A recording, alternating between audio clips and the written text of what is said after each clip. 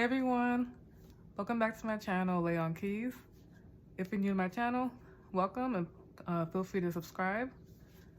So in this video, I will be going over bass lines. And what I mean by bass lines is pretty much anything played by the left hand.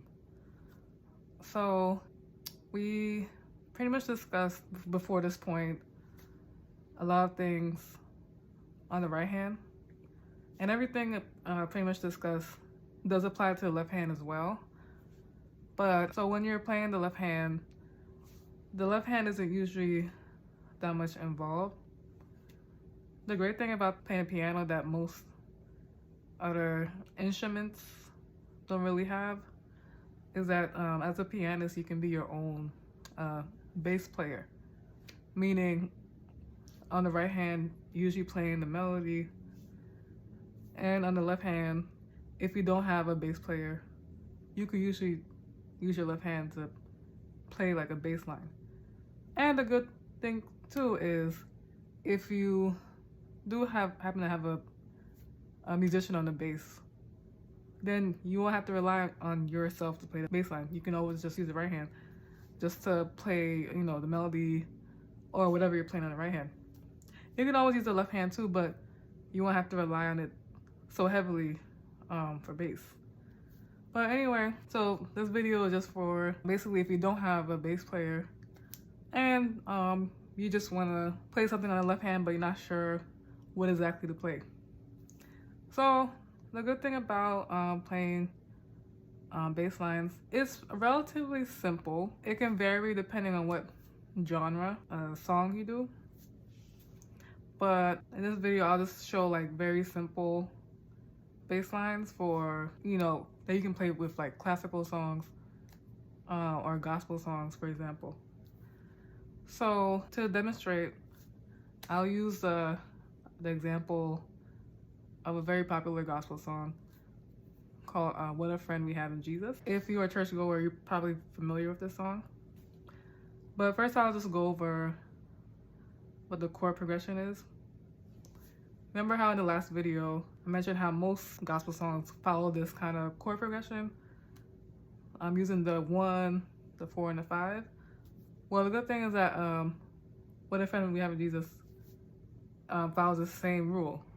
It's pretty much a 1, 4, and a 5 progression. So to demonstrate that, I'll just first play the melody. So notice this first part is in the 1, and if we're using C major as the key, the 1 is just C. So for example, so this is in C.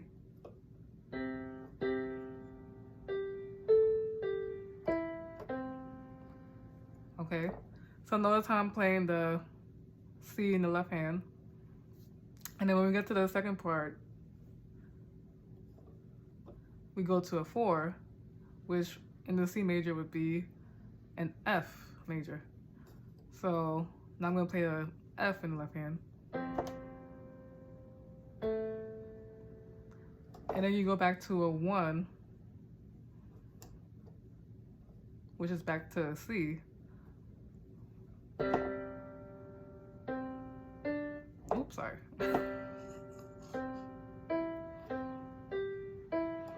And then you go to a 5, which in the C major would be G.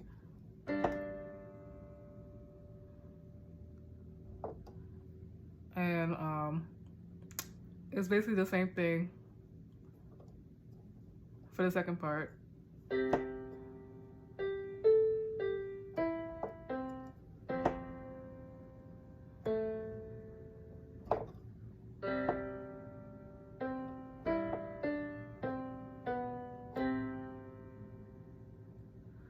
Okay, I'm just gonna stop there.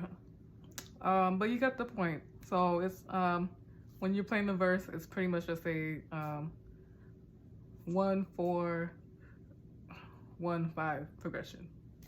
Okay, very simple. Just 3 chords. All right. So I'm not gonna get into how to play the melody of What a Friend We Have in Jesus. I can probably do that in a different video. But for now, I'm just gonna go over what you can play on the left hand while you're playing the melody on the right hand. Okay, so like I demonstrated, you can always just play one note. If you're lucky enough that the keyboard that you're using has reverb, you can playing one note works well because it kind of remains there for a while if you play a key. Like you see how my keyboard kind of has a little reverb. You can kind of hear that note lingering. So you can just do that. So just play just one note straight. So I'll demonstrate that again.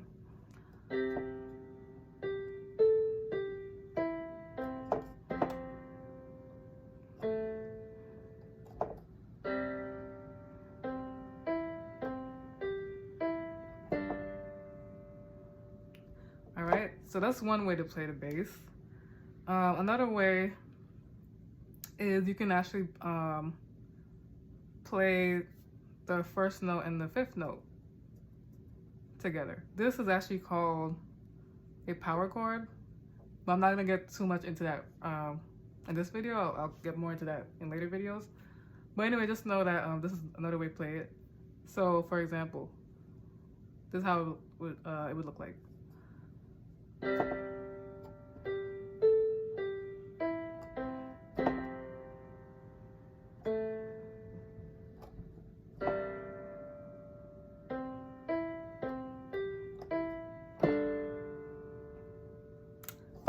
Okay, so that's another way.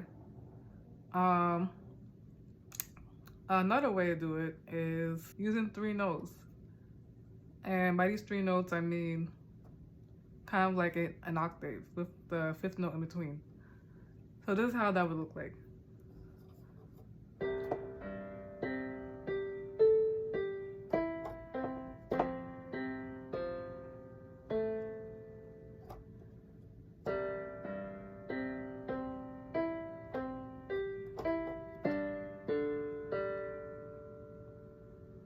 Okay, so that's one way. That's another way.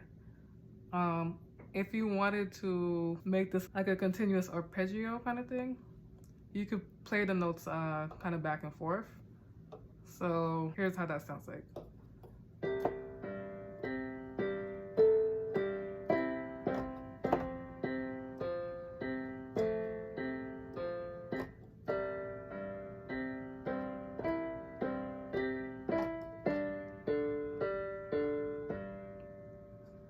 All right, so that's another way.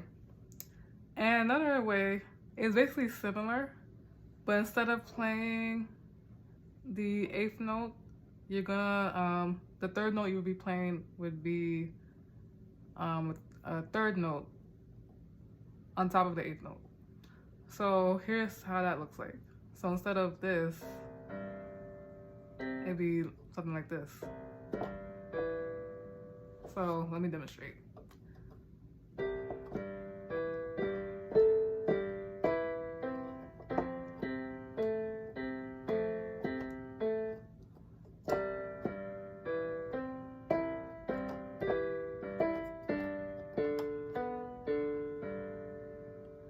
So obviously this works if you have more space, because like as you can see, sometimes my fingers kind of bump into each other. So it works as, if you have like the space to play it. But it's another option if you just want to elevate the sound a little bit and be a little bit fancy. Okay, so, but yeah, those are some basic bass lines you could do when playing, like, you know, most gospel songs, especially if they're this kind of mood. I will get into how you would play bass lines for different genres, like for example, reggae or compa in other videos. But for now, this is like, you know, basic classical gospel. And if you want to hear these techniques being used in another kind of song, let's go with I'm sure you guys know this one. Twinkle Twinkle Little Star.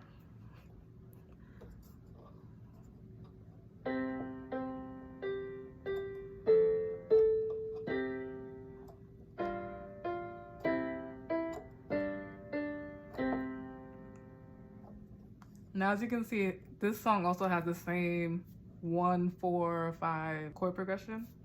But yeah, you can use the same kind of tricks with the song as well. So I'll just go through all the different bass lines I showed before. So here's the second one.